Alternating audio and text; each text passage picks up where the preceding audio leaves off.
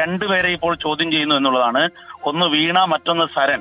സരൺ എനിക്ക് തോന്നുന്നത് സരൺ ആരാണ് എന്നുള്ള കാര്യത്തിന് ഇ ഡി കൃത്യമായി വ്യക്തത തന്നിട്ടില്ല. പക്ഷേ സരൺ ഈ CMRL കമ്പനിയുടെ ആരോ ഒരു പ്രധാനിയാണ് എന്നുള്ളതാണ് മനസ്സിലാവുന്നത്. അതായത് വീണ വിജയനെയും മുൻ മുഖ്യമന്ത്രി പിണറായി വിജയന്റെ മകൾ വീണയെയും ഒപ്പം തന്നെ മറ്റൊരു സരണെയും ചോദ്യം ചെയ്തുകൊണ്ടിരിക്കുന്നു എന്നുള്ളതാണ് ഇ ഡി വൃത്തങ്ങളിൽ നിന്നും ഔദ്യോഗികമായി പറയുന്നത്.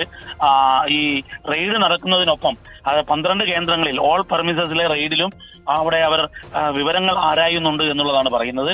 അപ്പൊ അതിൽ രണ്ടുപേരുടെ പേരാണ് സ്പെസിഫിക്കായി പറഞ്ഞത്. വീണയുടെയും സരന്റെയും പേര് അവരെ ചോദ്യം ചെയ്യുകയാണ് എന്നാണ് ഇ ഡിയുടെ ഡെപ്യൂട്ടി ഡയറക്ടർ പറയുന്നത്.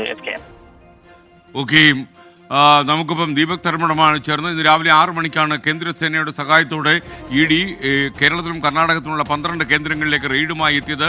CMRLുമായി ബന്ധപ്പെട്ട കേസിൽ ഇന്നലെ കോടതി വിധി വന്നിരുന്നു.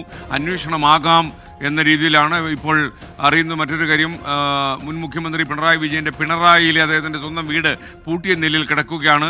അവിടെ വീട് തുറക്കാൻ വേണ്ടി ഇ ഡി ഉദ്യോഗസ്ഥന്മാർ കാത്തു നിൽക്കുന്നുവെന്നാണ് ഞങ്ങളുടെ കണ്ണൂർ ബ്യൂറോ റിപ്പോർട്ട് ചെയ്യുന്നത്. കൂടുതൽ വിവരങ്ങളുമായി നമുക്കപ്പം വീണ്ടും സെൻട്രൽ ന്യൂസ് ഡെസ്കിൽ നിന്ന് ലേറ്റസ്റ്റ് വിവരങ്ങളുമായി ദിലീപ് കുമാർ ചേരുന്നു. ദിലീപ്, ഒരുപക്ഷെ വളരെ ഓർഗനൈസ്ഡ് ആയിട്ട് ഇ ഡി നടത്തുന്ന ഒരു നീക്കമാണ് ഇതെന്നാണ് നമുക്ക് മനസ്സിലാക്കുന്നത്.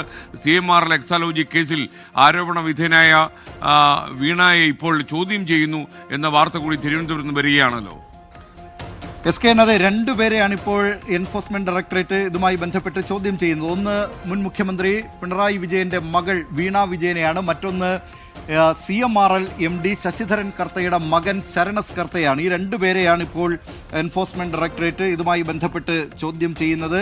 ഈ എക്സാലോജിക് സൊല്യൂഷൻസ് എന്ന വീണ വിജയന്റെ സ്ഥാപനത്തിന് 1.72 കോടി രൂപ നൽകിയതുമായി ബന്ധപ്പെട്ടാണ്, CMRL നൽകിയതുമായി ബന്ധപ്പെട്ടാണ് അത് കള്ളപ്പണം വെളുപ്പിക്കലാണ് എന്ന കാര്യമാണ് നേരത്തെ ആദായ നികുതി വകുപ്പ് അവരുടെ പരിശോധനയിൽ ഇതുമായി ബന്ധപ്പെട്ട് ചില കാര്യങ്ങൾ, അതായത് ഇത് രേഖപ്പെടുത്തിയിരുന്നില്ല എന്നാണ്. പിന്നീടാണിത് ഈ കള്ളപ്പണം വെളുപ്പിക്കലുമായി ബന്ധപ്പെട്ട അത്തരം ആരോപണങ്ങളിലേക്കൊക്കെ കടക്കുന്നത്.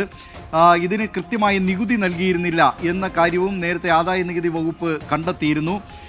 ഇതേ തുടർന്നാണ് പിന്നീട് അതൊരു രാഷ്ട്രീയ വിവാദമായി കേരളത്തിൽ മാറുന്നു. CPIM സംസ്ഥാന സെക്രട്ടേറിയറ്റ് തന്നെ വീണ വിജയനെയും വീണ വിജയന്റെ സ്ഥാപനമായ എക്സാലോജിക് സൊല്യൂഷൻസിനെയും ന്യായീകരിച്ച് രംഗത്തെത്തുകയും ചെയ്തതിനും കേരളം സാക്ഷ്യം വഹിച്ചിട്ടുണ്ട്. അങ്ങനെ അന്ന് മുഖ്യമന്ത്രിയായിരുന്ന പിണറായി വിജയന്റെ മകൾ നടത്തിയിട്ടുള്ള ആ സ്ഥാപനവുമായി ബന്ധപ്പെട്ട് അതിൻ്റെ ഇടപാടുമായി ബന്ധപ്പെട്ട് അതിൽ ഈ ആദായ നികുതി വകുപ്പ് ഉന്നയിച്ചിട്ടുള്ള ചില സംശയങ്ങളുമായി ബന്ധപ്പെട്ട് അവരുടെ കണ്ടെത്തലുകളുമായി ബന്ധപ്പെട്ടൊക്കെ അതിനെയൊക്കെ തള്ളിക്കളഞ്ഞുകൊണ്ട് CPIM എന്ന പാർട്ടിക്ക് തന്നെ രംഗത്തെത്തേണ്ടി